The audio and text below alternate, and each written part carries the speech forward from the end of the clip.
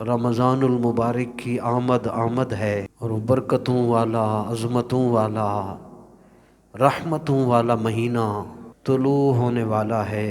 صیام و قیام اس کی اہمیت کے حوالے سے ارشاد باری تعالی ہے، شہر رمضان الذی انزل فیہ القرآن۔ اللہ نے اس مہینے کی عظمتوں کے حوالے سے جو پہلا جملہ ارشاد فرمایا اس کو سپلیمنٹ کیا قرآن کریم کے نزول سے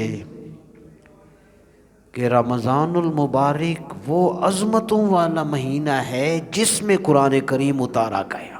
پوری کائنات کے 200 ملکوں کو آپ دیکھ لیں، ان کے لٹریچر کو دیکھ لیں، ان کی ساری چیزوں کو آپ دیکھ لیں، یہ قرآن کریم صرف ان لوگوں کے پاس ہے جن کو رسول اللہ کا دامن ملا ہوا ہے۔ کسی اور کے پاس قرآن کریم نہیں ہے، یہ صرف حضور کی امت کو عطا ہوا، اور اسی مہینہ میں اس قرآن کے نزول کا آغاز ہوا۔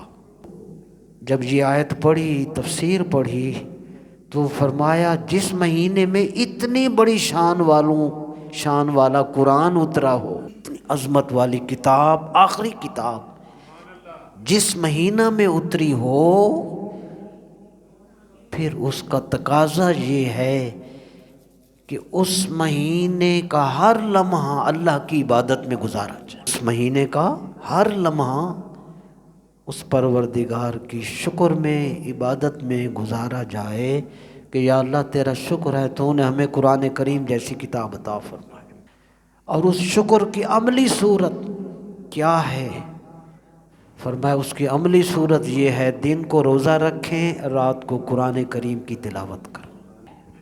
عملاً رمضان المبارک کے احترام کی صورت یہی ہے، دن کو روزہ، رات کو تلاوت۔